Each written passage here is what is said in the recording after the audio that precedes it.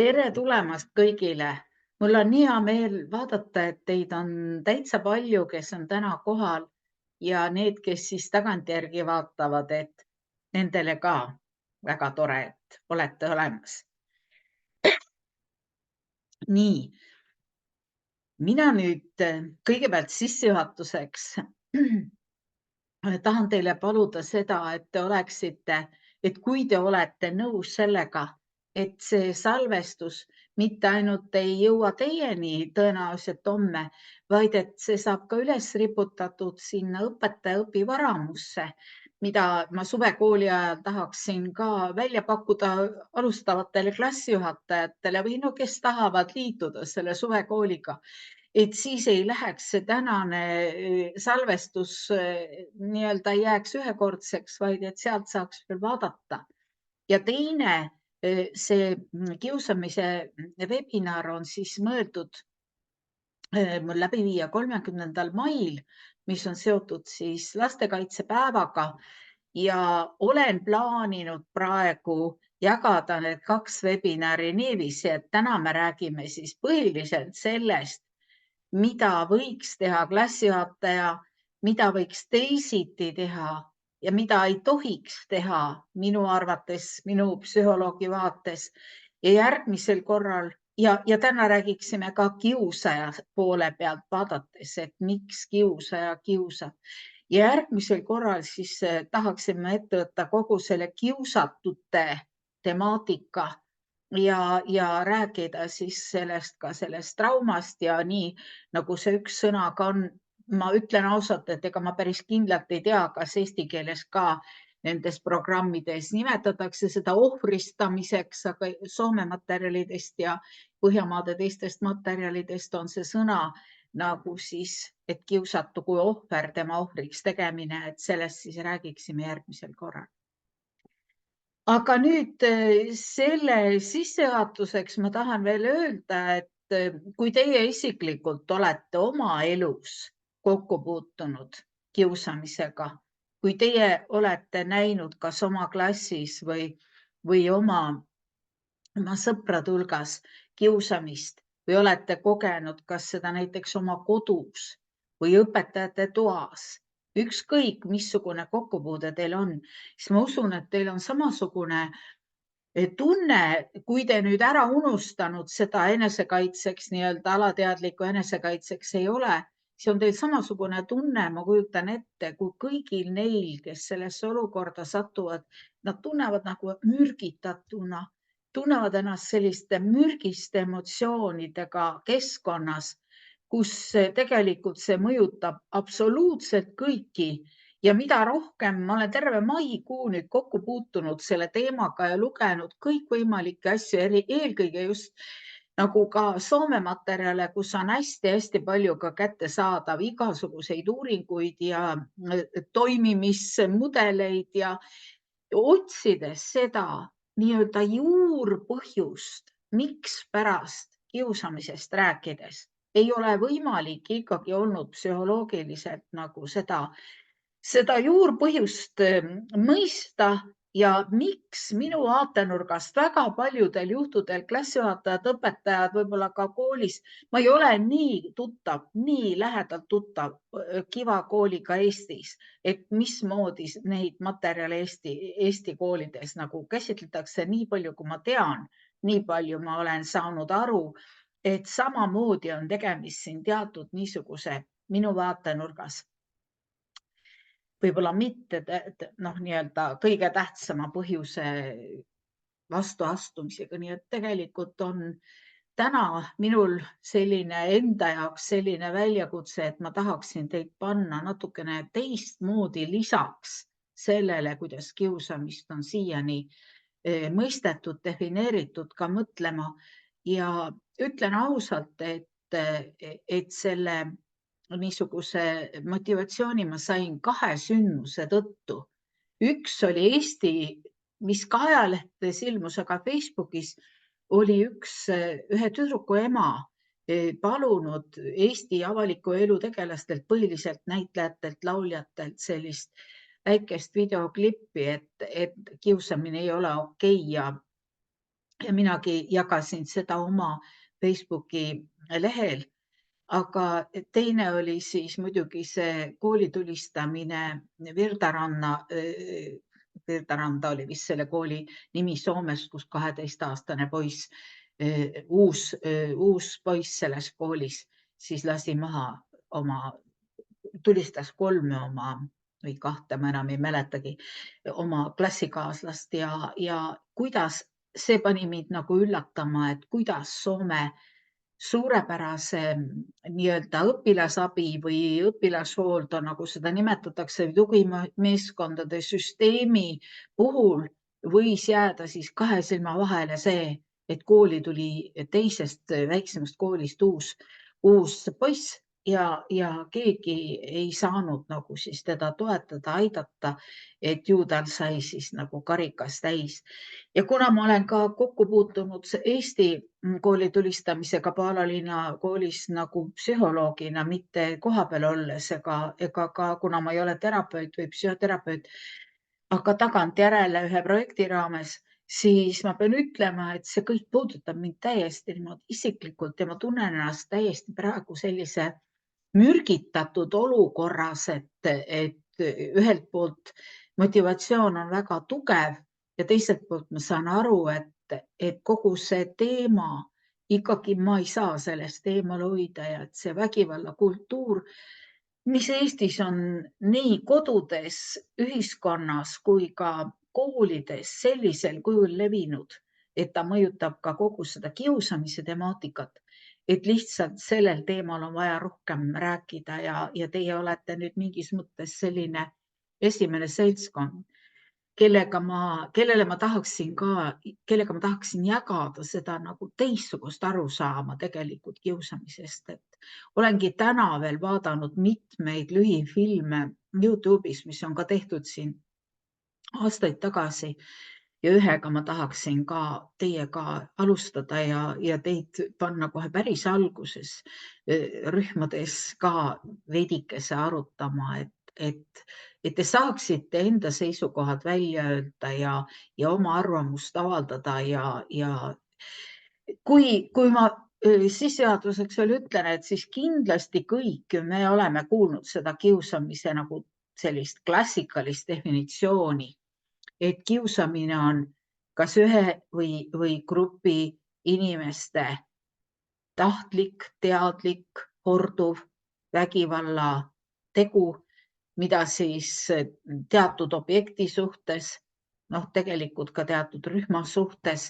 teadlikult toime pannakse ja see kiusamine siis võib olla seotud kas füüsilise nagu rünnakuga või füüsilise vägivallaga, verbaalse vägivallaga ja siis edasi veel niisuguse sotsiaalmeedias, aga samal ajal ka sellise väljatõukamise, isoleerimise ja kõige sellise käitumisega, kuulujuttude ja nendega. Et see on selline klassikaline arusaamine kiusamisest. Ja minu nüüd selle maikuu ja selle viimase aja kokkupuutumise tulemusena mina olen absoluutselt veendunud, et selle definitsiooni nagu piiratus on üks põhjus, mille pärast ei saada kiusamisega sellisel kujul hakkama, et võiks kas klassijuhataja oma klassis või siis koolis niisugust piiri panna, et tõepoolest ei ole võimalik siis või et ei oleks kiusajatel võimalik nagu võimu võtta. Et nii nagu viimased materjalid ka Soomes on kirjutatud väga selge ja õige pealkirjaga, et kiusamine on võimu väärkohtlemine või võimu väärkasutamine on õigem öelda. Ja see on hoopis teine lähtekoht, et küsimus ei ole üks ühele või üks seltskond siis teiste kiusatavate seltskonna vastu käitumine, vaid see on klassis, koolis, kodus teatud inimeste jaoks see võimu haaramine sellisel kujul, et võim on nii õpetaja käest ära, juhtkonna käest ära vanemate käest ära läinud ja on selle kiusaja valduses. Aga kohe ma ka hakkan teile täpsemalt seda kõike lahti rääkima, aga ma tahaksin tegelikult kõigepealt jagada teiega seda ühte väikest filmi. Õigemini see on küll vist 8 või mingi niisugune minutit, aga see film on minu meelest väga kõnekas. Ja palun, kui teil on käepärast mõni märkmik või midagi taolist või mõelge, analüüsige seda filmi niiviisi, et te märkaksite võimalikult palju, no hästi palju neid tähelepanekuid paneksite endale mõttesse või kirja, mis selles filmis annavad teile märku sellest, et midagi on nagu ikkagi selle filmi tegijad valesti aru saanud. Või mida teie tähele panite, miks kiusaja kiusab ja mismoodi selle kiusamisega siis teie arvates võiks ikkagi toime tulla või vähemalt missuguse mõtte nagu enda tahakuklasse panna, et ei ole selline tavapärane lähenemine minu arvates piisav. Et vaatame selle filmi ära ja siis ühesõnaga läheme pärast edasi rühmatööga ja siis saavad kõik oma arvamust avaldada seal rühmas. Ja nii, nüüd ma kohe katsun hakkama saada sellega, et ma saan teiega jagada seda. See on minu meelest väga niisugune iseloomulik film.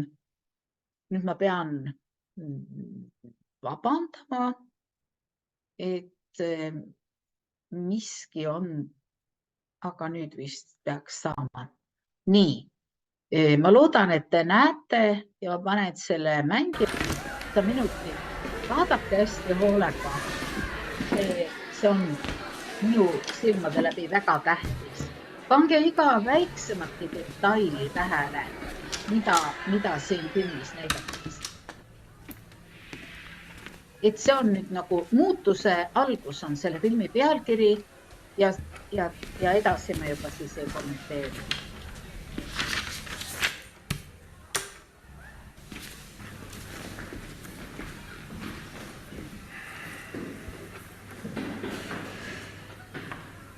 Kas ma pean päriselt selle kirjutama? Sa arvad, et ma teen nalja? Ei, ma ei teinud nalja. No, miks just mina selle kirjutama pean?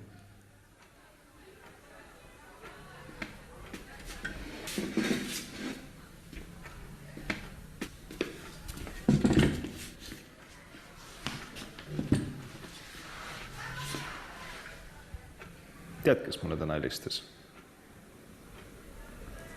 Kristjani ema. Ja ütles niimoodi, et Kristjanil on depressioon. Ta ei taha kooli tulla, ta ei taha õppida ja see on juba probleem. Sa saad aru, millest ma räägin? Ega mina teda ainukesena ei kiusa. Ära sina teiste pärast, nüüd küll muretse. Täna oled sina siin. Miks just sina kiusaja oled? Vaat seda ma tahan teada. Vaata enda sisse, analüüsi oma käitumist. Vaat sellist esseed ma sinult ootangi.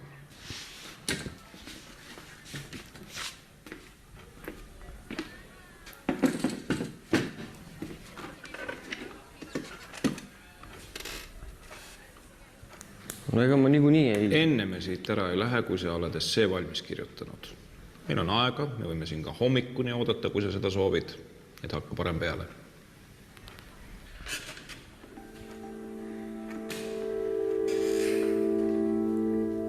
No täitsa metsas. Essee. Miks ma olen kiusaja? Mis see on siis nagu pealkiri või? Kas asi on tõesti siis nii hull või? Keda ma nii väga kiusan siis? Kellegi kallal nokkimine on ju täiesti tavaline asi. Kõik teevad seda ju.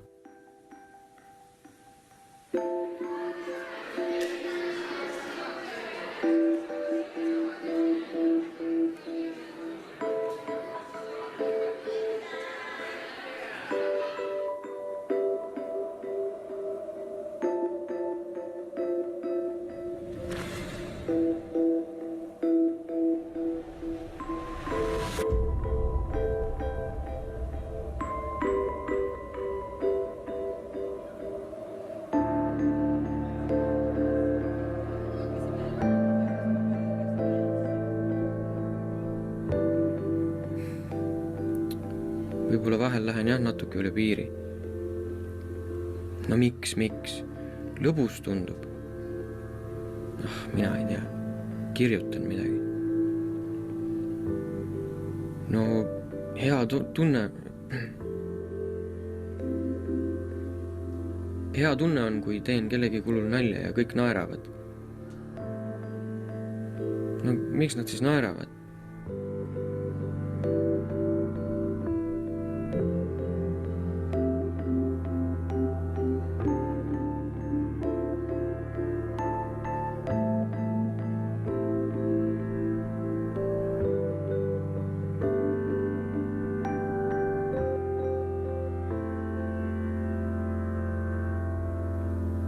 Samas, kas keegi mulle on midagi head öelnud? Kui tihti seda juhtub? Pole ka ime, eks. Ega ma ausalt öeldes ei teagi täpselt, miks ma nii pahatahtlik olen. Samas ma ju olengi selline. Kõik tunnevad mind juba sellisena. Mis ma pean siis tegema? Kuidas ma siis teisiti käitun?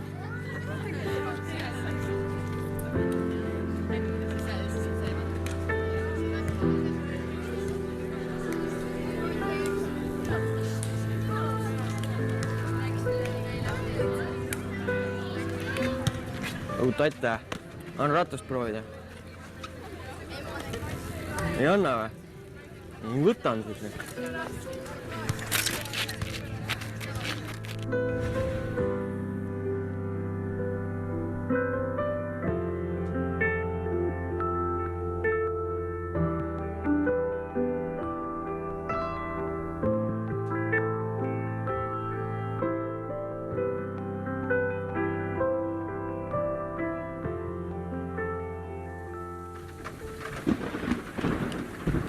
Loomulikult ma ei taha, et kõik mõtleksid, et ma mingi vastik õeluse hunnik olen.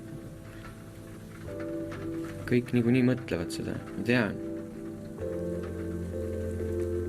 No mis siis teha? Võib-olla oleks jah normaalne, kui ma natuke heatahtlikum oleksin. Ma ei tea. Kas alustaksin siis äkki sellest, et ei nori kedagi vahelduseks?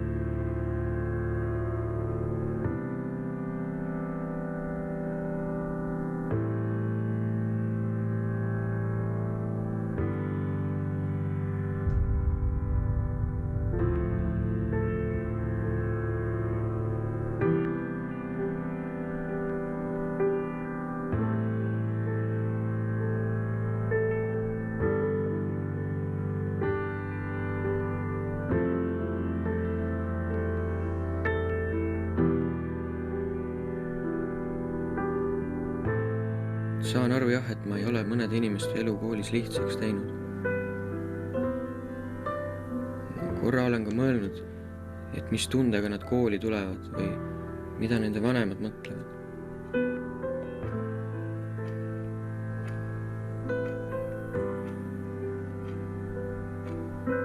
ma ei taha alati halba teistele.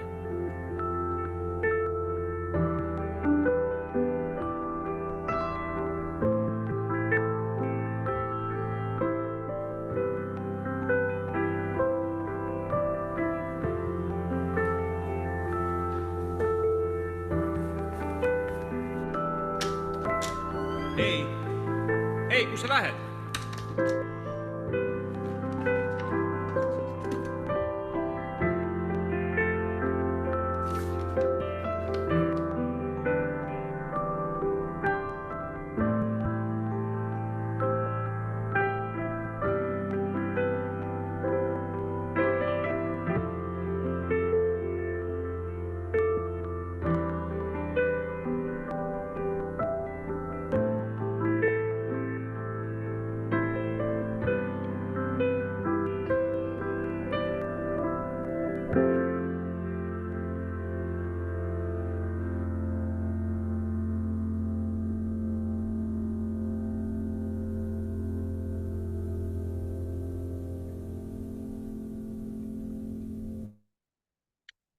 Nii, ma tuletan nüüd meelde, kui te panite tähele ju ka, et selle pealkiri oli muutuse algus. Ja nüüd ma jagaksin teid rühmadesse ja ma arvan, et me saame 10 minutiga hakkama või niiviisi. Ja mida te panite tähele? Kas see film oli selles mõttes siis tõesti muutuse algus? Mida te üldse arvate sellest filmist ja mida te arvate selle, ütleme, klassijuhataja nii-öelda väljamõtlemisest, kuidas ühe sellises vanuses kiusajaga käituda? Nii et ma annaksin hea meelega teile nüüd võimaluse omavahel rääkida, sellepärast et ma usun, et teil on selliseid rohkem kogemusi endal kui igapäevaselt. Nii et peaks vist olema nüüd teil olemas igas rühmas 3 inimest. Et kui te olete siis ka pärast rääkinud, siis jagage teistega.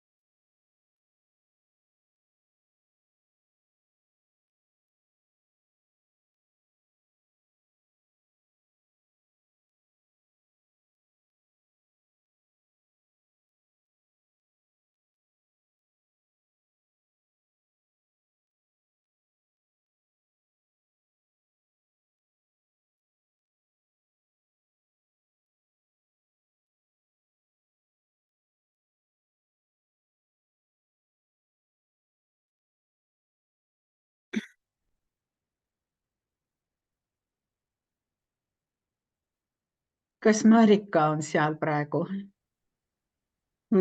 Ma vist tulin kogemata välja sealt. Aga kas sa uuesti ei saa? Ma ei teagi, kus ma lähen siit.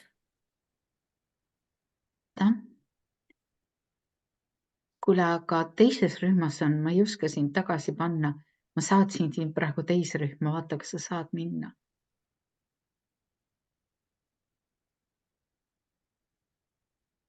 Ma ei ole nii hästi kursis nende asjadega. Sulle näitab millegipärast, et ei ole ühinenud. Aga kuidas ma saaksin seda sind aidata? ei teagi.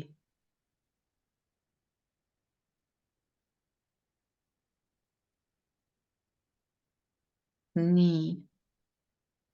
Kui sa nüüd välja tulid, kuidas? Ma nüüd vaatan, et kus kohas see nüüd läheb tagasi siit, nagu ma ei näegi siit praegu. Tegelikult on praegu nüüd mõlemas, kas teises või kolmandas on ainult 2 inimest millegipärast. Ja tegelikult on täitsa ükskõik, kuhu sa lähed, aga ma mõtlen, kuidas. No siin on mul kirjutatud, et ma saan sind liigutada, aga ma proovisin juba liigutada. Ma proovin nüüd uuesti veel. Nüüd ma liigutasin siin Oota, ma proovin nüüd tuli join. Oota.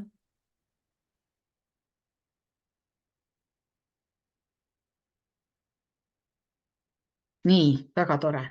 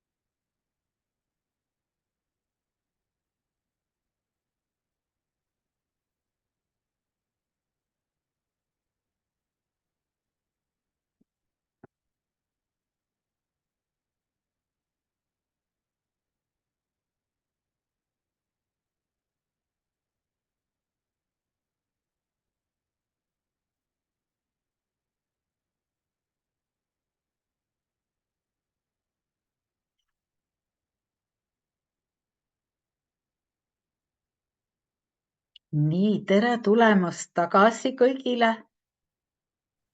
Mul on väga hea meel, et te omavahel saite rääkida. Ma loodan, et teil samamoodi. Nii et nüüd siis teeme niiviisi, et ma palun igalt rühmalt, iga rühma kedagi esindajat, et te väljendaksite oma mõtteid eelkõige, mida te panite tähele, mis oli oluline selle filmi puhul teile, mis jäi teile silma ja siis see põhiküsimus, kas sellisel kujul saab muutust teha teie arvates? Nii et kes näiteks esimeses rühmas oli nüüd, see võiks alustada. No mina olin esimeses rühmas, Marge on minu nimi. Väga tore. Jah, et meie liitsime kolmekesi, et sellises vormis hetkel kiusamisjuhtumi lahendamine ei toimi.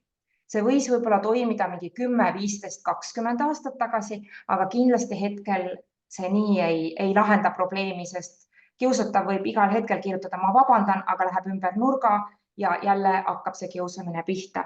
Et siin on eelkõige ikkagi süstemaatiline, pikaajaline töö selle kiusajaga, aga mitte ainult kiusaga, vaid ka kiusatavaga, siis teda ei tohi nagu kõrvale jätta. Et võib-olla teised võivad ka veel kommenteerida, mis mõtted meil tekkis, aga meie leiame küll, et väga hea video, aga siit praegu tänapäeval, praeguses hetkes peaks hoopis teistmoodi lahendama seda probleemi. Aga ikkagi palun, kui te juba ütlete, et mis on see, mis siis täiesti nüüd muutma peaks või mis siin selles videos oli, selles mõttes siis nii-öelda ei oleks pidanud see klassijuhataja nii käituma. Milles? Kindlasti mina leian, et õpetaja peaks seda infot kiusajaga jagama mitte sellises laadis, et oi, Kristjanil on nüüd depressioon ja sina selle tekitasid. See võib veel rohkem õli tulle valada. Ai, depressioon, ma olen veel saanud midagi head teha oma arust. Et kindlasti see klassijuhataja oli ka siin nagu võtmeisik, et nii need asjad toimida ei saa. Et kui mina isiklikult mõtlen, siis tuleks ikkagi haarata sotsiaalpedagoog, kui see on koolis olemas, tema pädev inimene. Mina klassijuhatajana ei ole isegi võib-olla nii pädev. Ma võin väikesi kiusamisjuhtumeid lahendada, kindlasti kõik teised minu kolleegid siin ka. Ma sain nagu jutust aru, et siin on väga palju ka algklasside õpetajad. Mina olen hoopis nagu põhikooli õpetaja. 7. klass on minu klassijuhataja, et võib-olla 7. ja põhikoolis on natuke teised probleemid, algkoolis on natuke teised probleemid, aga ma olen alati nagu küsinud abi spetsialistidelt veel omakorda, kui on võimalik, sest ka mina võin eksida. Ja, aitäh. Kas teie rühmast tahab keegi midagi lisada?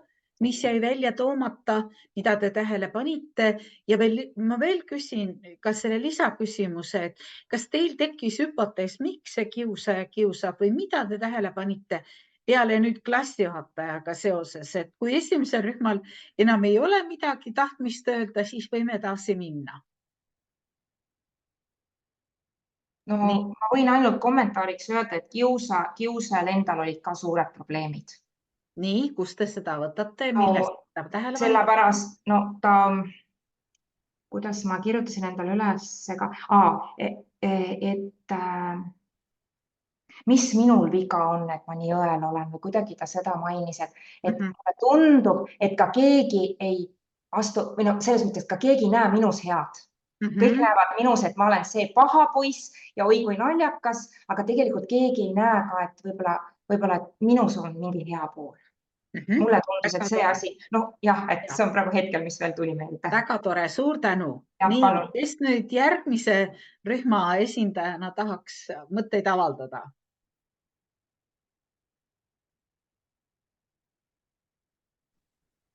Olge julged, ärge, kas või ainult see, et kui teil on lisada midagi just selle kohta, et mis oli viltu läinud selles, võib ju ka lausa nii öelda, et kui ühes koolis on selline olukord õues või vahetunnis, siis peab ju olema midagi viltu läinud. Et mis teie panite tähele?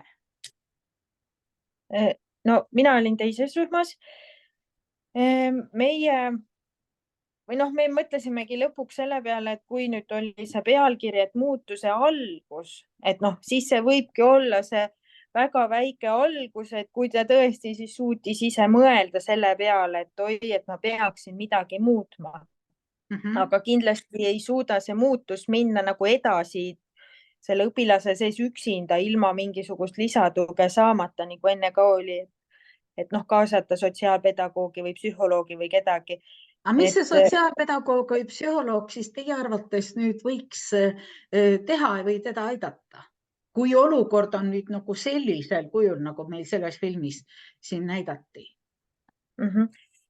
No mina või me arutasime, mõtlesin ka, et võib-olla ta vajab nende olukordade läbi arutamist, et üleüldse, et mis see tunne on tema sees, et kas või see viimane, et kui ta seda Coca-Colat sellele tüdrukule pähe valas, et mis asi see oli, mis ajendas teda nüüd minema sinna ja seda tegema, et võib-olla kui ta nagu õpib enda juures märkama nendel hetkedel seda momenti, et võib-olla ta siis oskab nagu ka seda käitumist valida, et kui ta saab aru, et see tunne mu sees tekitab seda, et ma tahan minna, aga et see on nagu, ma ei tea, siuke pikk protsess ilmselt, et õppida nagu ennast tundma. Ja lisaks nagu muidugi, nagu eelnevalt ka välja oli toodud just see, et ta ise tunneb ka ennast halvasti, sest teda ka ei kiideta, tema ka ei saa muul moel seda positiivset tagasisidet, et võimalik, et ka laiemalt nii-öelda täiskasvanutega vestelda sel teemal, et et kuidas temale anda seda positiivset tagasisidet, et ta hakkaks seda mujalt saama, mitte nende sõprade käest, kes naeravad selle üle, et ta neid lollusi teeb. Et noh, selles mõttes mitte ainult on ju sotsiaalpedagoog ja psühholoog, et tõesti nagu ka need õpetajad, kes selle õpilasega tegelevad, et nad õpiksid märkama mingisuguseid pisikesi asju. No ma ei tea. Aitäh, Liisi! Suurepärane, see oli tegevuses. minu meelest väga tore, kuidas te tõite välja just praegu. Minu arvates on see nüüd praegu kaasaegne mõtteviis, et kui need filmid olid tehtud siin 7-8 aastat tagasi, siis ma olen nõus, et kindlasti on praegu mõtteviis muutunud, et kui nüüd, kes järgmised räägivad, et kas saaksite esile tuua selle tänase päeva teile ka räägitud, õpetatud mõtteviisi nagu keskpunkti. Et ma saan aru, et Liisi tõi selle praegu ka ju esile, eks ole. Aga nüüd järgmise rühma inimesed veel. No ma võin meie rühma otsa lahti teha, et ma olin 4. rühmas koos Heleni ja Liidiaga ja mul oli väga tore saada tuttavaks nendega. Ja Liidia liitus pisut hiljem ja siis me Heleniga püüdsime talle edastada, et mis see algusots selles videos oli ja rääkida. Aga Liidia väga ilusti haakus ja arutas kaasa siis juba selle põhjal, mis me rääkisime. No meie ikkagi arutasime seda, et selline ülevalt alla suhtlus klassijuhataja poolt, et see tõesti nagu nägi välja nii, et kirjuta seletuskiri. Samas me hästi arutasime, et see sisekõne või mis see poiss mõtles seal, tegelikult andis märku, et ta vajab ikka tõsiselt ise abi. Ja no see üks lause minu jaoks oli väga kõnekas seal ka, et kas keegi on mulle midagi head öelnud. Ja noh, tegelikult ma ikkagi leian, et noh, klassijuhatajana, no loomulikult meil ongi oluline see tugimeeskond, aga ikkagi tuleb oma neid noori inimesi, need olid noored seal juba, et nii palju tundma õppida, et see praegu oli väga kaugele juba arenenud tegelikult, et noh, et ei ole märgatud. Ja no see viimane ka, et mida me tõesti arutasime, mida Liidia ka nägi, et selline tunne, kui see klassijuhataja võttis selle paberi, kuhu oli kirjutatud, et palun vabandust, ma ei tee enam. Ja niisugune tunne, nagu ta oli isegi pisut nagu rahul olev, et nagu ongi midagi nagu lahenenud, aga tegelikult ei olnud. Et Helen ja Liidia võiksite täiendada ka, et need on nagu minu, et meil oli sihuke väga tõhus arutelu ja väga huvitav oli arutada selle üle. Jah. Väga tore. Nii, kas keegi tahaks lisada? Et Helen just ütles selle mina pildi kohta ka, et Helen, sa võiksid natuke täiendada Liidiaga. Ja, no aitäh sulle, Killu. Et jah, noh, sealt juba ju tegelikult kumaski läbi see, et selle noore enda minapilt on juba ju väga palju kahjustunud ja väga selline kiivas on ju, et kui ta seal arutles, siis ta nagu saigi aru, et aga kõik ju teavad mind sellisena, et mina olengi nagu see kiusaja, see pullivend on ju, et kuidas ma nüüd hakkan järsku teistmoodi käituma. Et see siis nagu... Aga mis siis teha või mis lähtekohta teie pakute? Et ma pärast püüan ka oma poolt vaatenurgalt kommenteerida, aga mis te siis teeksite või mis klassi? Ja hästi palju tegelikult ju annabki temale tagasisidet ju teiste käitumine ja eelkõige nagu täiskasvanute käitumine ja reageerimine siis, eks. Nii, keda te praegu nüüd nende täiskasvanute all mõtlete? Õpetajad, õppejuhid, direktorid, et kuidas siis reageeritakse nendele nii-öelda tema vempudele on ju? Mina mõtlen ikkagi seda klassijuhatajat, et selle poisil on vaja, kes teda kuulab ära, et seal mulle tundub, et seal nagu ei ole seda. Mida kuulab ära? Mida ta peaks rääkima või mida peaks tema käest siis ütlema seesama klassijuhataja küsima või teada saama? Jah, teada saama seda, mis selle noore inimese sees toimub.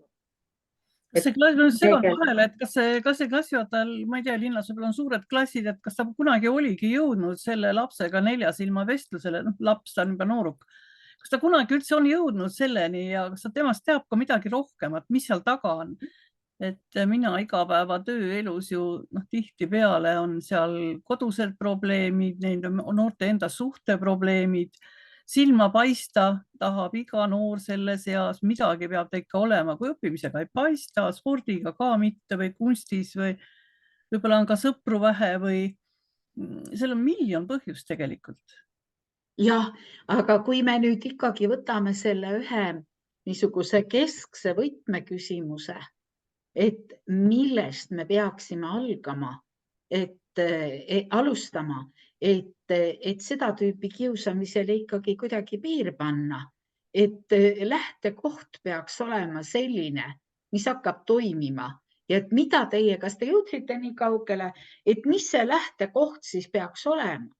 Võib-olla leiaks sellel midagi üles, et saaks seda rakendada koolis. Ma ei tea, võib-olla ta oleks DJ või raadioruumis või ma ei tea, mis ülesande, see kooli ajalehe juurde lülituda. Noh, võõras poiss, me ei oska niimoodi ju soovitada, küll see klassijuhataja oskaks, aga teda kasutada nagu rakendust leida, küll ta sealt tuleb ka tunnustus ja uued sõbrad võib-olla ja ma tahtsin ka selgitada, mis ma ennem nagu tegelikult nagu mõtlesin, oligi see, et tuua ikkagi välja, mis on selles noorukis ikkagi positiivsed ja mis on tema tugevad omadused, et seda talle nii-öelda siis tutvustada, et näed, aga tegelikult oled see, ma ei tea, sinu tugevused on need, et kasuta siis neid, rakenda neid, et näita end siis sellest küljest oma kaaslastele, et kui tore see tegelikult oled. Väga positiivne lähenemine. Nii, aga ikkagi küsimus on ju kiusamises, et kas keegi nüüd neljas rühm tahaks, kui ma õigesti, ma nüüd praegu ei mäleta, et kes mis rühmas oli, et kas kõik rühmad on saanud öelda, et siis ma ka jagaksin mõned slaidid teile ja räägiksin omalt poolt ka veidikene lisaks veel täna.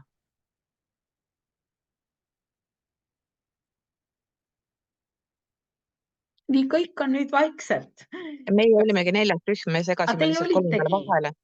Selge, aga suur aitäh siis kõigile. Kas kolmas rühm on siis äkki rääkimata või et mina sõitsin sisse sinna neljanda rühmaga kohe. Kas kolmas rühm oli ka? Nii palun, aga kolmas rühm, olge head, kes seal olid ja rääkige, mis järeldustele teie jõudsite. No hästi, mina räägin, aga tundub, et meie rühm oli natukene positiivsemalt meelestatud. Klassijuhataja küll tõesti selle poisi sisekõne ei kuulnud, aga meie kuulsime ja me märkasime seal mitut asja, mis andis meile lootust, et see olukord, kuhu klassijuhataja selle õpilase pani teda natuke ikkagi analüüsima ja et sealt tuli tõesti välja see, et ta tundiski, et ta ongi see paha, teda on juba selleks nii-öelda võetud, ta tõi välja, et teised naeravad ja see nagu nii ongi. Aga sealt käis ka läbi see lause, et ma olen mõelnud, mida need kiusatavad tunnevad. Et see nagu meile kõigile tundus, oli siuke väike lootuskiir ja noh, me arutasime ka, et millises vanuses lastele või õpilastele selline asi sobiks ja mitte ja nii edasi. Et ega me ei oskagi seda öelda, sest iga õpilane on ikkagi väga erinev ja võib-olla mõne õpilase puhul see isegi ka toimiks. Aga selles mõttes, et kui nüüd minna siit üle sellele, mida siin teised grupid välja tõid, et teda tunnustada ja temaga rääkida, siis tegelikult minu arvates oleks nüüd see koht, kus võib-olla järgmine päev nüüd klassijuhataja ütlekski, et oi, et see oli sinust nii tore, et sa ikkagi olid siin, sa tegid ja sa tõesti vabandasid.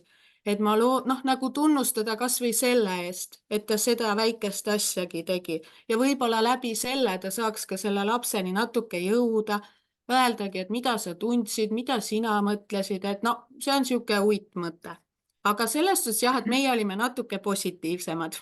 Aitäh! Väga tore, suur aitäh teile ja kõik need nii-öelda positiivsed mõtted, mida te olete nüüd kõik välja toonud ja ühesõnaga nendega ma olen kõigega väga nõus, aga ma avaldaksin ka teistsugust arvamust, nii nagu ma teile ka seal kirjutasin, et tahaksin natukene teistsugust vaatenurka välja tuua ja te kas olete minuga nõus või ei ole.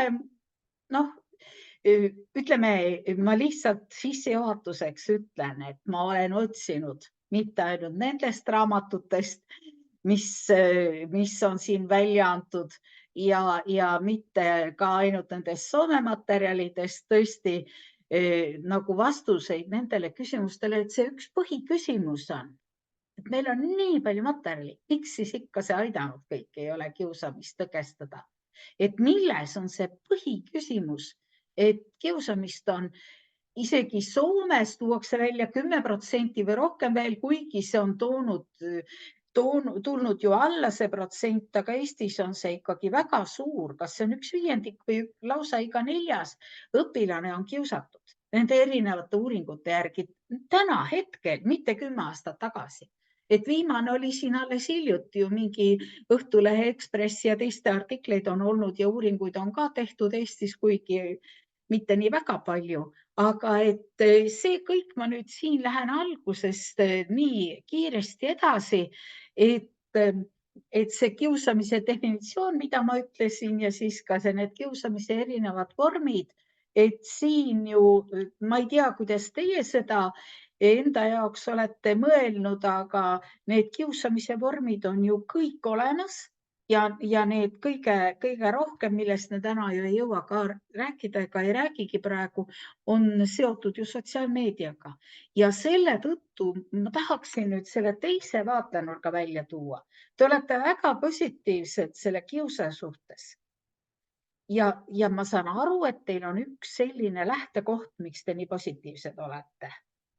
Ja ma täiesti nõustun sellega, et kõik lapsed on tähtsad, kõik lapsed on inimesed, kõigil lastel on oma lugu, kõiki lapsi peab austama, aitama, toetama, juhendama, kaasa arvatud kiusaja positsiooni jõudnud nagu noore puhul.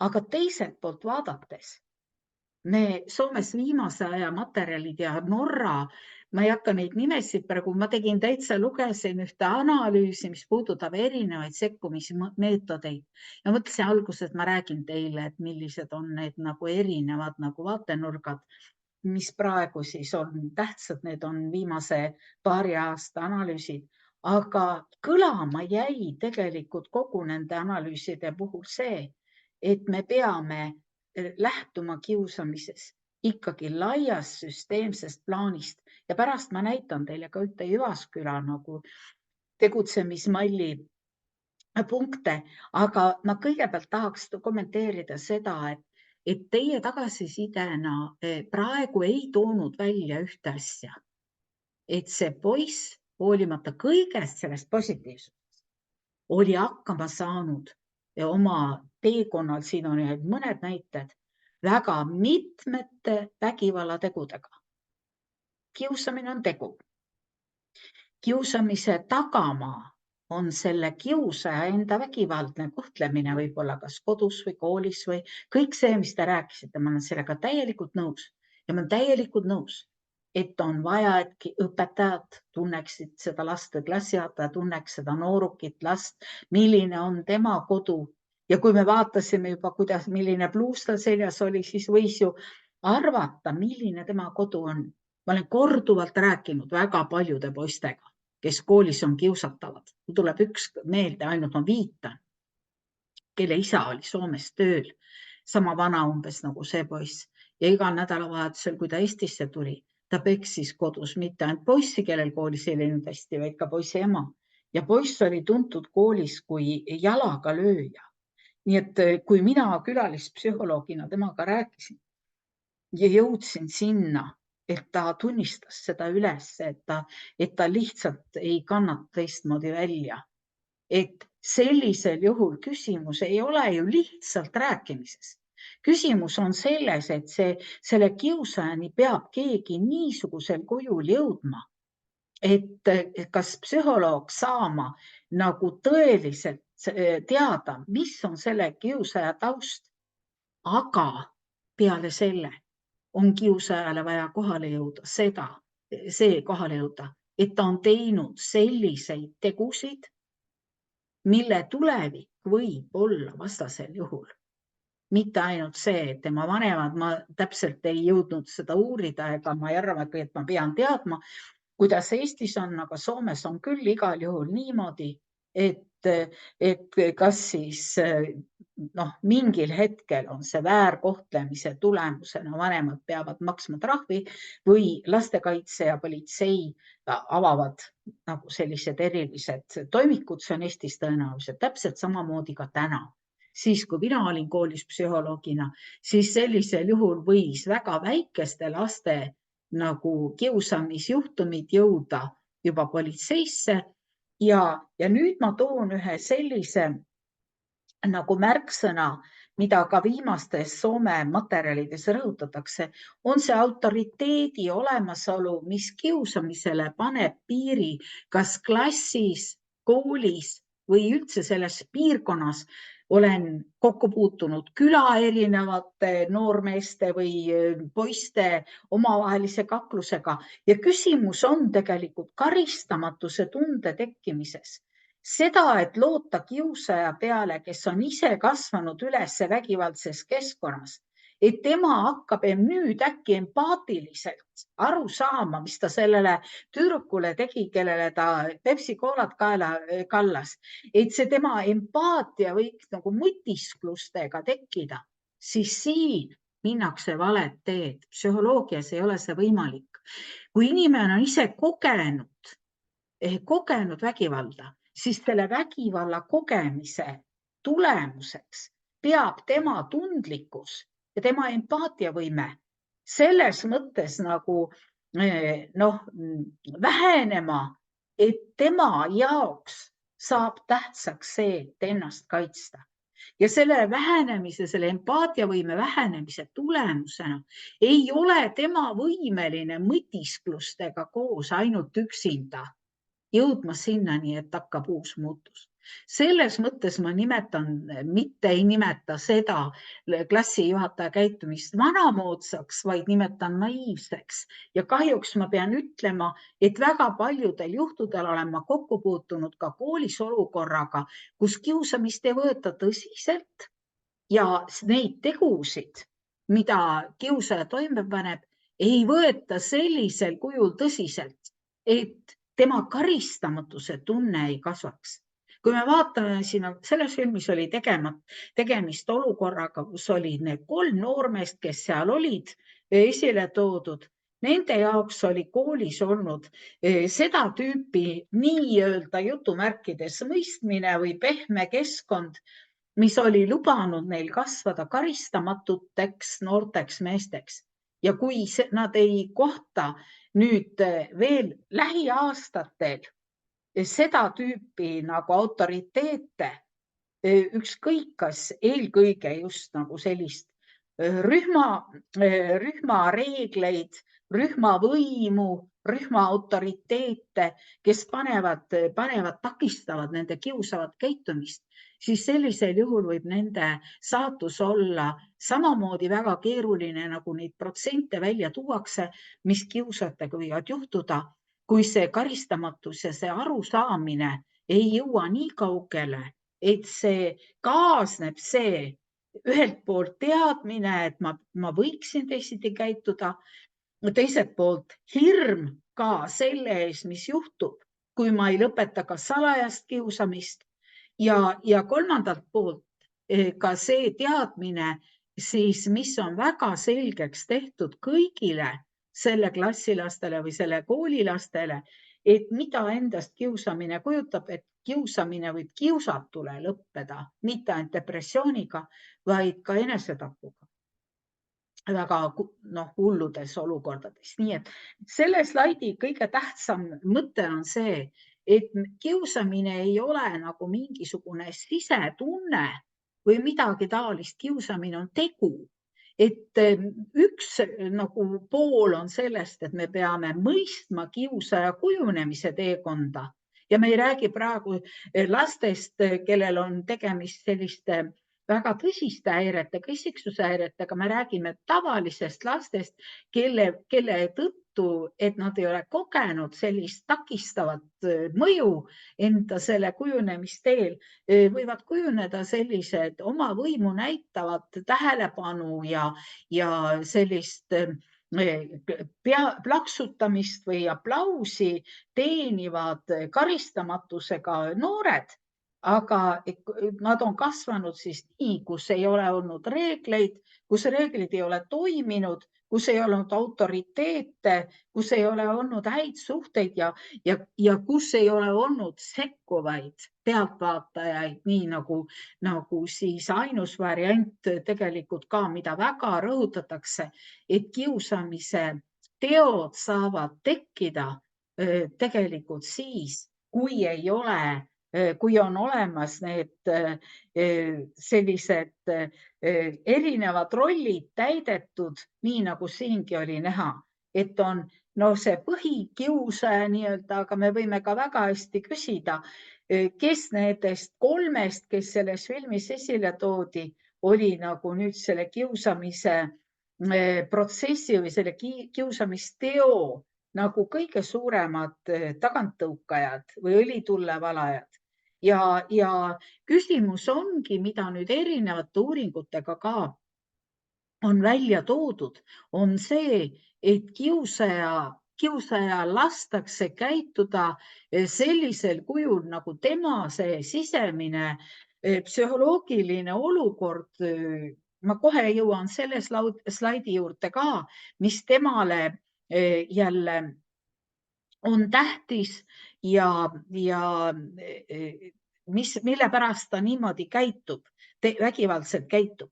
Ma lähen siit üle, aga ma viitan teid peale nende erinevate filmide veel, on see esimene Pedanett, kus on väga palju materjali, veel rohkem materjali, mis on Soome riikliku nüüd haridusministeeriumi, haridusameti poolt eraldi välja antud ja kuidas siis nagu seda Soomes kasutatakse erinevate koolide puhul. Pärast ma korra näitan ka veel, mis siin on.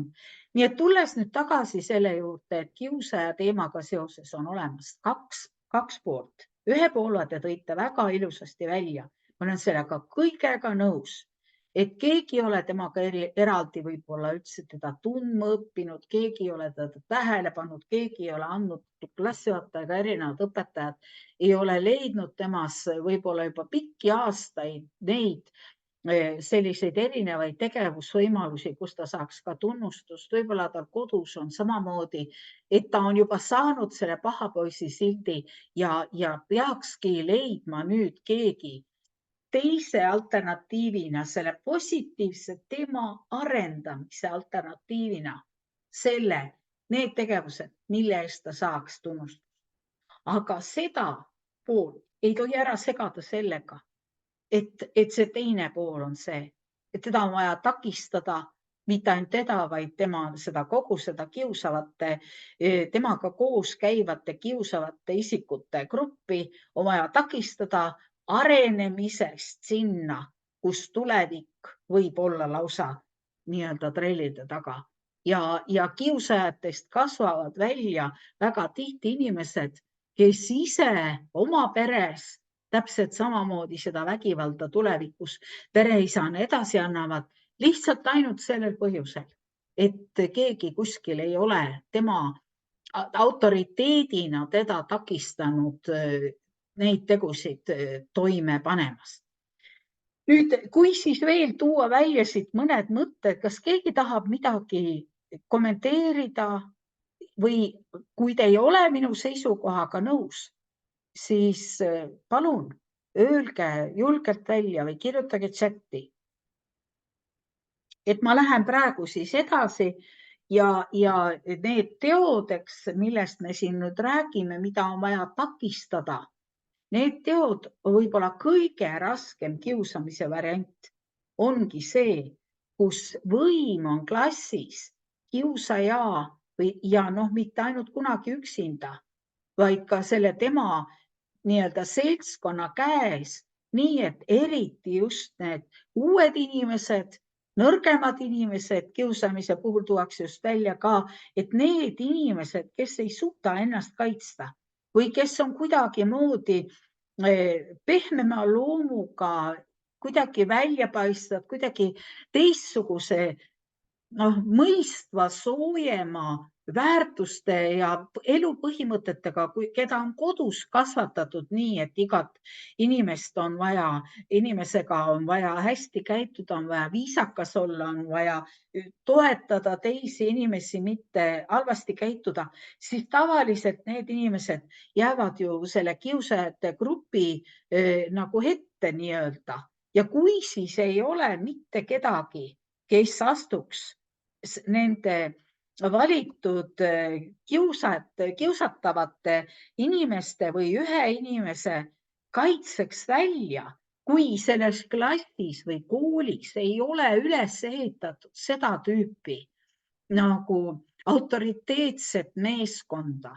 Mitte kunagi ei saa siin üksinda keegi hakkama, ei ka sotsiaalpedagoog või psühholoog ei saa nende teemadega, mis puudutavad kiusamist ja vägivalda üksinda hakkama. Sellepärast, et see on korduvalt näinud, et isegi selline kogemustega ja pikka aega koolis töötanud, meesterahvas võib-olla nagu rohkem, võib-olla saab enda seda nagu tugevust maksma panna, aga isegi koolidirektorite puhul, kui nad arvavad, et nad saavad üksinda hakkama ühe kiusajate seltskonnaga, siis enamasti on see täiesti niisugune enese tugevuse, autoriteedi ja võimu ülehindamine. Et halvimal juhul või ma ei tea, kuidas ta siis nimetada, läheb see kiusamine lihtsalt silmade eest ära, läheb põranda alla ja jätkub kas siis nii-öelda küla vahel või kusagil väljaspool kooli või sotsiaalmeedias. Aga kui ei ole nende kiusajate jaoks see seltskond autoriteetne ja kogu see nii-öelda vastu tegutsemine koolis ei ole piisavalt, sellisel võiks nimetada ja öelda jõuline, siis sellisel juhul ei ole võimalik kiusamist takistada. Ja ma pean ütlema, et ma olen kurbusega näinud mitmeid koole, kus eelkõige just, näiteks mul tuleb silmade ette üks kool, millest ma olen ka varem rääkinud mitmetes webinarides, kus direktor, naisterahvas, tugev naine, muidugi ma saan täiesti temast aru, et ta endast niimoodi arvas, et tema nagu see põhiline kiusamisvastane võitlus oli see, et kui avastati keegi, siis tehti sellest avalik skandaal ja see lõppes direktori kabinetis ja tulemus tegelikult oli see, et kool, väike põhikool oli üle võetud kusagil 7.–8. klassi suurte poiste nagu vägivalla ja kiusamise, kuidas ma nüüd ütlen, võimu kuritarvitamisega seoses. Lihtsalt nad ei juhtunud direktori silma alla ja kuna nende võim oli nii tugev, siis sellisel juhul küsimus oli lihtsalt selles, et kõik, kes seal sõna võtsid, said tegelikult karistada ja see võimu nagu väärkasutamine jõudis nagu kättemaksu staadiumisse. Sellest tähelepanu, kui me toome välja nüüd põhilised niisugused punktid, ma kohe siit lisan veel, miks pärast kiusaja võib veel saada selle kiusamise jaoks selle motiivi, aga et kui tavaliste laste niisugune käitumise problemaatika kõige pehmem asi on tähelepanu soov ja siis need on pehmed tegevused nii-öelda, mida tähelepanu jaoks võidakse alguses teha. Aga teine on see ja selle poisi puhul ju siin filmis oli väga selgelt näha, et temal oli vähemalt nende inimestega seoses võim tema käes, keda ta tahtis kiusata. Teda ei takistanud ju mitte keegi selle filmi näidete puhul. Ei olnud kedagi, kes oleks astunud selle jalgrattaga poisi kaitseks välja ega tähendab, ta tundis ennast täiesti sellise võimu peal oleva inimesena ja teda loota, eriti poistel, kes ei oska oma tundeid analüüsida ja ei saa oma tunnete analüüsiga hakkama, rääkimata sellest, et oma käitumist reguleerida, kui ta taust on selline nagu vägivaldne või üksindus, ei ole mõistja, emotsionaalne väärkohtlemine on tema elus olnud, siis ta ei saa mitte kunagi oma selle sisemise agressiivsuse taltsutamisega hakkama. Ja sellepärast on lihtsalt vaja nendele lastele, ei piisa kiitusest ühelt poolt, tema arengus on vaja seda positiivset, aga teiselt poolt on vaja takistada teda, et tema areng ei läheks niimoodi kraavi, et ta tunneb ennast karistamatuna ja tunneb sellise inimesena, kes saab teistega, võib teistega teha, mida tahab. Et siin on nüüd üks teema, mis praegu on Soomes hästi populaarne, mida räägiti ka selle viimase koolikiusamise puhul, et meie lapsed elavad, see ei puuduta ju ainult Soomet, et nende puhul ei ole tegemist ainult heaolu puudumisega, et nad tunnevad ennast võib-olla koolis halvasti või kodus halvasti, vaid nende sisemus on täis seda, mida seal nimetatakse pahoinvointima. Eesti keeles ei ole sellel sõnal muud mina leidnud kui iiveldus, aga see ei ole see. Ja mina olen nüüd tõlkinud selle pahaoluks ja et kui see sisemine paha tunne ei leia mingit leevendust, siis sellisel juhul on osa inimesi, kes elavad selle paha tunde enda peale välja, lõikavad, depressioon on üks selline, tõmbuvad üksindusse, masendus ja kõik see, mis enda peale hakkavad jooma ja nii edasi. Aga teine seltskond inimesi, kes oma paha tunde või selle paha olu jaoks vajavad teist inimest, seda peksukotti, seda inimest, kelle peale oma see paha olu välja valada. Ja see üks võtmeküsimus kiusajaga toimetulekuks on see, et selgitada välja tema paha olu nagu tegurid, mis seda mõjutavad, tema paha olu nagu ulatus ja see hakata sellega seoses tema elu nagu püüdma muuta. Ja loomulikult on selle asemel, et lasta kirjutada selline essee, lootes nüüd, et murdeajaline poiss on võimeline välja mõtlema mingi asja oma tegude tagamaaks ja täpselt nii, nagu keegi teile ütles, et andeks võib paluda igat moodi ja nii edasi ja samal ajal nurga taha minna ja panna tohu ära ja see oli selle meesterahvast klassijuhataja niisugune naiivsus, kes ise vist ei olnud kunagi kokku puutunud niisuguste poiste kiusamistega, muidu ta ei oleks sellist varianti nagu välja mõelnud. Ja nüüd ütleme, et see, mis on see teine suur viga, mida juba ka teie viitasite, on see, et kiusamine on tegelikult seda tüüpi protsess rühmas, klassis, koolis, kus tuleb tegeleda uurimistööga ja kõik avalikud nagu nii-öelda nimelised viitamised, kõik ümarlauad, kõik seda tüüpi nagu jutuajamised toodi välja jälle mitmes erinevas materjalis, kus Kiva programmi nagu täielik ebaõnnestumise näide on see, kus kiusaja ja kiusatav pannakse ühe laua taha ja hakatakse üksteiselt andeks paluma või rääkima ühesõnaga, et see on lihtsalt psühholoogiliselt võib-olla väikeste laste puhul, aga mina kahtlen isegi seal. Et sellisel juhul läheb see kiusamine nurga taha, hakatakse riideid lõhkuma, ühesõnaga minnakse nagu hoopis teist teed ja selle tõttu lihtsalt küsimus ongi nagu selles, et seda olukorda ei saa lahendada niiviisi, et loota laste enda võime peale tulla toime nende olukordadega.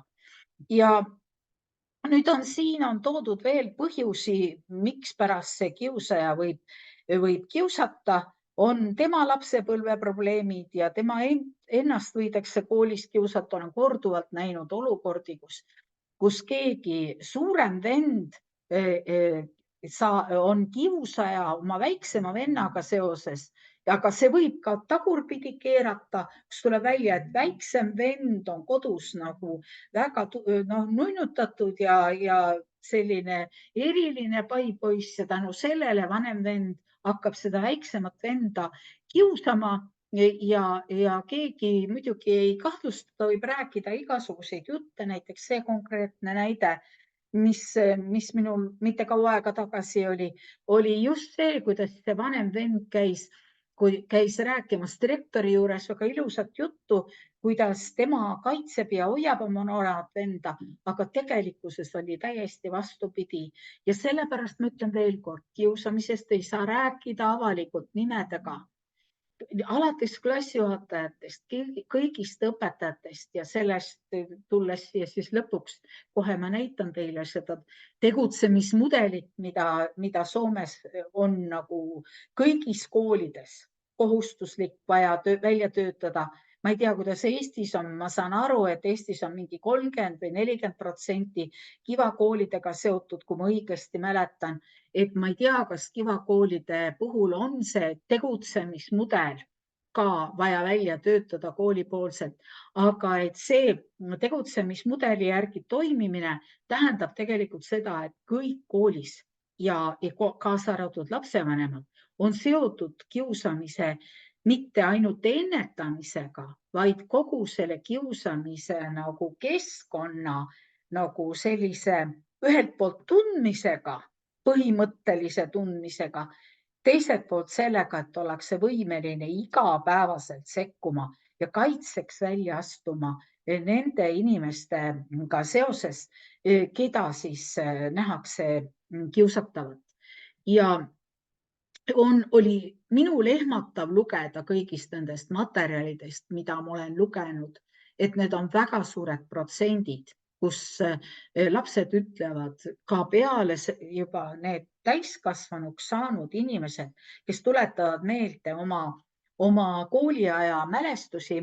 Üks näiteks Soome suur uuring oli seotud nende juba kutsekoolis õppivate õpilastega, kes siis kiusaja toimimist ja tema mõju oli keskpunkt, mis uuriti ja kuidas siis need pealtvaatajad ütlesid, et nad on aastaid läinud, kui nad siiamaani tunnevad ennast süütundega, häbitundega ja nad tunnevad, et nad on samamoodi selle trauma saanud, kuna neil ei olnud julgust sekkuda oma klassi kellegi kiusamise nagu puhul.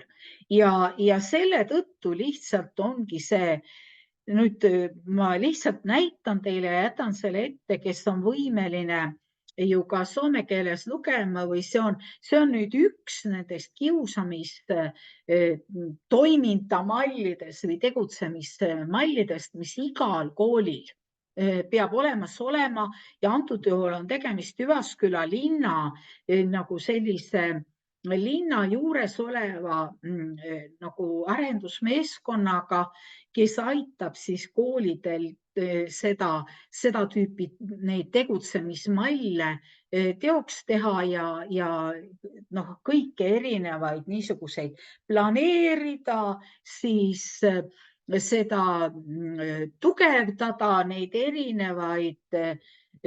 erinevaid meeskondi, mis seal olemas on, siis kiusamise nulltolerants, siis see erinev tegutsemiskultuur ja kiusamisse sekkumine ja pärast see järeltöö ja jälgimise nagu niisugune olukord ja et ma lähen siit praegu natuke edasi, et ma olen siin mõningaid neid punkte ka välja toonud, et nüüd rõhutada seda vaatenurka, mida mina tahan teile täna lisaks öelda, et kõigepealt öeldes seda, mida ma olen nii palju ka klassijuhatajate webinaridel öelnud ja õpetajad, et tänases koolis ei saa ükski klassijuhataja ega ükski õpetaja üksinda hakkama.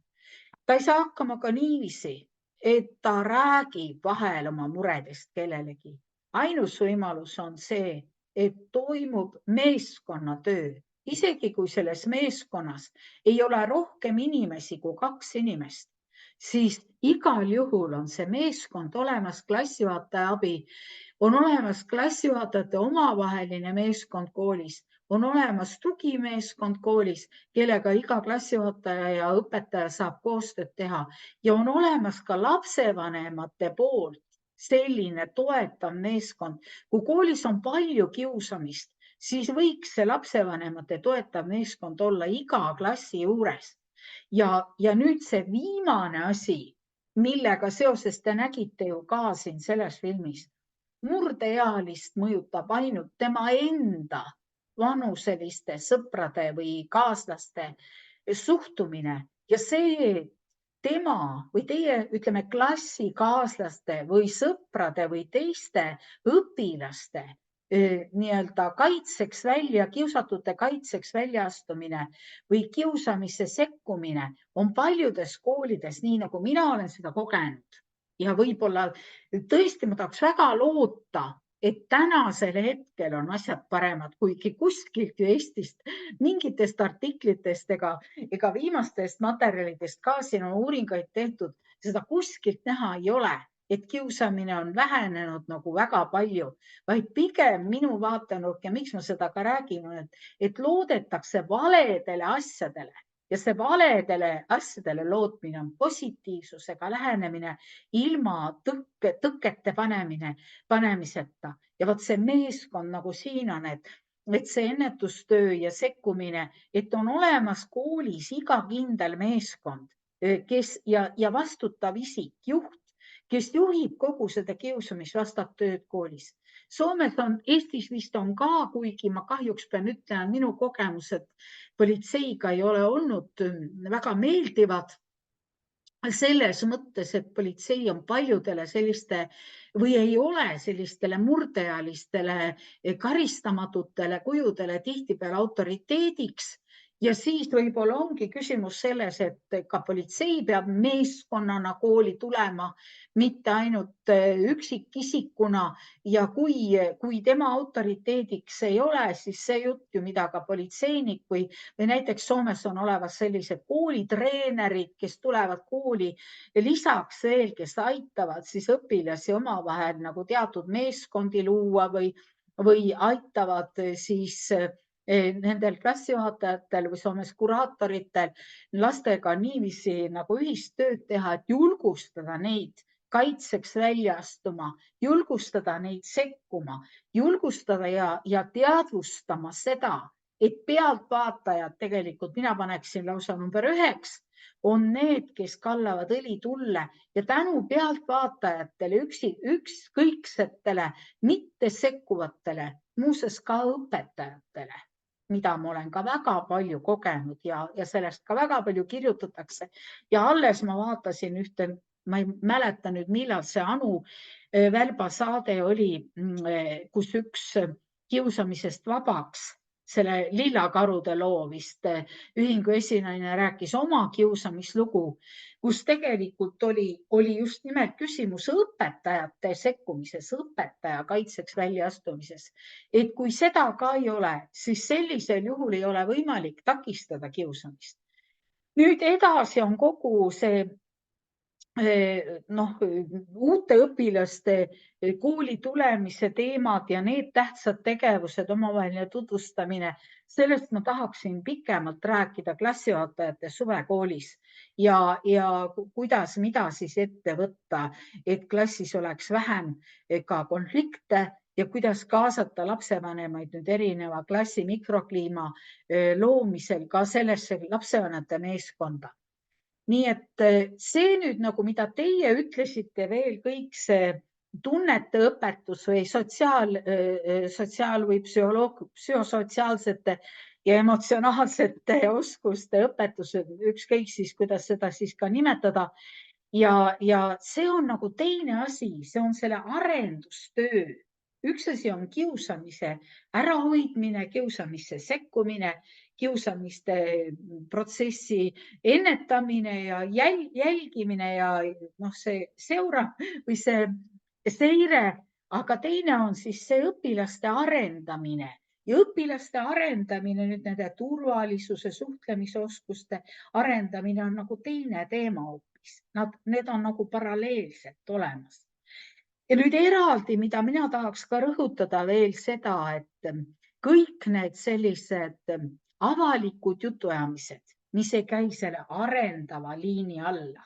Jah, tõesti, arendavas mõttes võivad teha igasuguseid tunde, igasuguseid väitlusi, aga seal see, mis puudutab konkreetselt reaalset kiusamist, see on uurimistöö, see on detektiivitöö, see on personaalne jutuajamine, see on meeskondade nagu reeglite ja selliste paikapanemine ja need küsitlused, mida teie samamoodi võiksite oma klassis teha, peaksid olema enamasti ikkagi anonüümsed ja sellised korduvad, et mitte öelda pidevad, et teil on tõesti ettekujutus, milline on teie klassi sisuliselt nagu mikrokliima, kes on teie klassi need liidrid, kes ka salaja niite tõmbavad ja kes on need liidrid, kellele ei julgeta vastu hakata.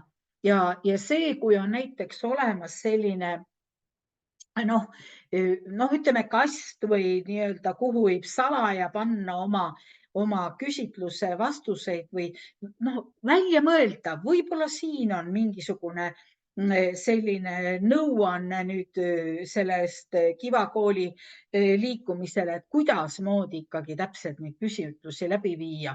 Aga ükskõik, kuidas neid selles mõttes teha, ainus see üks põhimõte tulemustest ei tohi rääkida avalikult. Ka kõik need videosalvestused, mille tõttu on ju paljud kiusamised nagu avastatud ja need turvakaamerate kaudu ja väga paljud sellised vihjete andmised ja kõik see, mis sealt kätte saadakse infona, see on see, mida nüüd see meeskond peab hakkama lahendama ja ette võtma. Et mitte küsimus ei ole selles, et hakatakse sellest avalikult rääkima nimeliselt, hakatakse neid inimesi nii-öelda avalikult panema häbiposti, kusjuures väga kergesti võib olla tegemist olukorraga, et see väliselt kiusaja osutub ise kiusatavaks. Ja siin on nüüd nagu rõhutatud samamoodi, see on sealt sellest Soome materjalist tõlgitud, et üks täiskasvanu ei ole esiteks tunnistaja, teiseks on vaja niisugust autoriteeti ka sellele kiusajale, et kuigi see jutuajamine on positiivne, kuigi see on niisugune jutuajamine, kus tõesti ka kiusaja saab rääkida välja oma mured, siis sellisel juhul ikkagi on küsimus selles, et tema jaoks on kogu selle protsessi nagu läbiviimine niisugune, et ta mitte oma mõttega ei hakka mõtlema, mis edasi saab, vaid ta saab selle peegeldusena nüüd nende reeglite, nende kaitseks väljaastujate, nende erinevate meeskondade reageerimiste, kogu selle protsessi jooksul ta saab aru, et see mudel, see mall, mida tema on oma eluga õppinud, see viib tema elu kraavi. Ja kui on praegu tõesti populaarne, ma ei tea, kui palju Eestis see on populaarne, kuna ma olen palju rohkem lugenud Soome materjale, vaadanud Soome asju, siis nende jutu järgi on sotsiaalmeedias olemas spetsiaalsed grupid, kus õpetatakse koolivägivalda, kinnitatakse seda, et kooli tulistamine on okei, kui sind kiusatakse. Õpetatakse igasuguseid vägivallavahendeid nagu nii valmistama kui leidma, kui olema nii-öelda selleks referentgrupiks, kus hingeliselt katki ja sellised nii-öelda ise vägivalda kogenud inimene jõuab nii kaugele, et ta tunneb, et teda jälle kiidetakse heaks, tema käitumist kiidetakse heaks, kui ta on vägivaldne. Ja see puudutab, Eesti, see üks, ma ei hakka temast praegu rohkem rääkima, aga kõik need maailma koolitulistamisega või suurte koolivägivaldadega seotud inimesed on kõik saanud, esiteks kirjutanud sotsiaalmeediasse, et nad hakkavad seda tegema ja samal ajal saanud sealt selle tunnustuse ja kinnituse, et see tegelikult on okei. Eestis on selle ainus põhjus, miks Eestis on nii vähe koolivägivalda olnud sellisel moel või sellise suurusastmega, nagu kas või Soomeski näiteks, on ainult see relvade nagu mitte kättesaadavuse küsimus minu vaatenurgas on see ainus põhjus. Aga see, missugust vägivalda Eestis ka koolides või küla vahel nii-öelda igas mõttes või sotsiaalmeedias toime pannakse, on siis põhiliselt sellepärast, et meil loodetakse valedele alustele. Ma tahan veel kord rõhutada, ma olen absoluutselt kõigega nõus, mida te rääkisite kiusaja positiivse arendamise programmist. Aga antud juhul ei olnud selle filmi poisiga mitte millegi eest pead paitada. See poiss ei jõudnudki ju arusaamisele, mida ta konkreetselt faktidena oli teinud sellist, mille eest ta teenib karistuse, kui ta jätkab samal teel. Ja sellepärast on üks soovitus samamoodi, mis käib läbi igalt poolt, rakendada päevikud kiusamist. Soomes on lausa mingid need internetikeskkonnad, kuhu siis klassijuhatajad saavad oma kiusamise juhtumeid kirjutada. No lihtsalt sellepärast, et oleks nagu olemas selline kiusamisjuhtumite nimekiri, kui seda on vaja, kas politseile või ükskõik millega seoses. Aga mina soovitan tegelikult klassijuhatajale endal sellist päevikut pidada ja sinna panna ka kirja kõik need anonüümsed informatsioonid, mida ta peab kontrollima oma meeskonnaga või siis vähemalt oma paarilisega. Ja see, kuidas siis klassis on nii-öelda nende küsitluste tulemusena saadud teada, missugused õpilased võiksid klassis olla selle kiusamismeeskonna nagu tugevad tegijad, et nemad õpilastena astuvad ise välja nende kiusamisjuhtumite ärahoidmiseks, et nad julgevad astuda välja, kui nad näevad, et keegi kiusab kedagi klassis, sest õpilased näevad selliseid olukordi, mida õpetajad ei näe. Ja samas veel selle lõpetuseks ma tahan öelda, et ma olen klassijuhatajatele ennegi rääkinud, et väga paljud Eesti õpetajad kahjuks, kuidas ma nüüd ütlen, mitte ainult ei ole ükskõiksed klassis toimuva kiusamise suhtes, vaid tihtipeale ka ise alustavad selle mürgi väljaelamisega oma tunnis nendele õpilastele, kes ei saa hakkama või nii nagu selle Anu Välva saate näites oli, kus see täiskasvanud naine ütles, et tal ei lähe meelest ära see kord, kui õpetaja oli talle öelnud, et aga ju sa oled ise süüdi, et nad siin terve tunni ajal õpetajate silmade all kõikide asjadega loobisid, mis kätte said. Ja ütlen niiviisi, et see vägivaldne koolikultuur, mis meie Eesti koolis, kahjuks mitte ainult ka Eesti koolis, aga on nii-öelda näppude vahelt mingis mõttes ju vaadatakse nii-öelda läbi. Ma saan sellest absoluutselt aru. Mitte ainult sellepärast, et mul on olnud tuttavaid koolidirektoreid, kelle aknad on sisse visatud. Ma tean seda, et kooli õpetajaid võib samamoodi kiusata. Mitte ainult sotsiaalmeedias, vaid ka avalikult. Ja ma saan aru, miks õpetajad ei julge kiusatavate kaitseks välja astuda ja ei julge lapsevanematega tegutseda üksinda. Ei peagi, ei tohigi. Ja sellepärast ongi tähtis, et oleks meeskond selleks, et lapsevanematel oleks võimalik ka esitada neid erinevaid fakte selle kohta, mida tema laps on kas teinud või korda saatnud või kus kiusajate meeskonnas, kiusajate seltskonnas, kambas oma poolehoidu esitanud. nii et ma saan väga hästi õpetajatest aru ja mida ma rohkem nüüd olen kokku puutunud ka selle kiusamisteemaga, ma ütlen, et ka üks teema, mis pärast õpetajad koolist ära lähevad või mõned ütlevad, et ma ei tule kunagi kooli tagasi, on tegelikult see, kuidas õpetajatega käitutakse ja kuidas selles klassis käitutakse, kus see õpetaja peab olema ja oma nagu nii-öelda olema see autoriteetne täiskasvanu, kes suudab hakkama saada selle olukorraga, et takistada kiusamist. Ja ma nüüd loodan, et te mõistate minu seisukohta ja ma ütlen teile, et lapse pilt psühholoogilises mõttes paljudel juhtudel ei vasta tõele.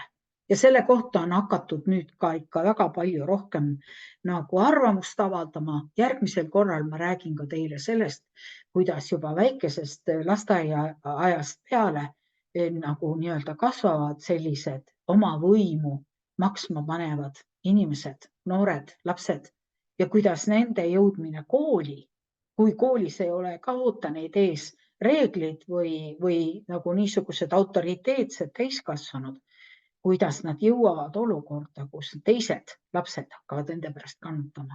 Ja see on üks asi, mida ma järgmine kord rääkida plaanin 30. mail.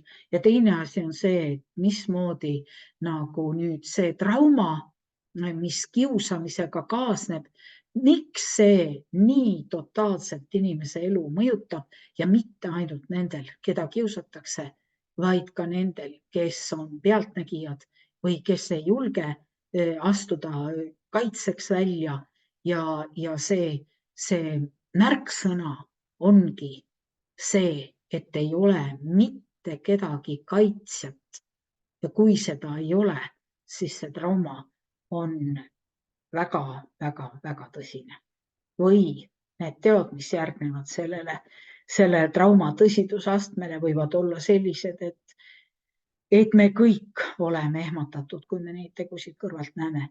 Nii et te võite olla minu peale pahased, kui te arvate, et ma ei ole nii hirmuskole positiivne. Ma olen väga positiivne iga inimese suhtes. Kõik inimesed on väga väärtuslikud. Ka siis, kui nende elu on totaalselt kraavi läinud. Nendel on olemas võimalus alati muutuda. Neil on võimalik ka päriselt jõuda sinna, et nad paluvad andeks päriselt. Aga see ei käi mitte niiviisi, nagu selles filmis oli näha. Nii et aitäh teile ja ma panen praegu selle salvestamise lõpetan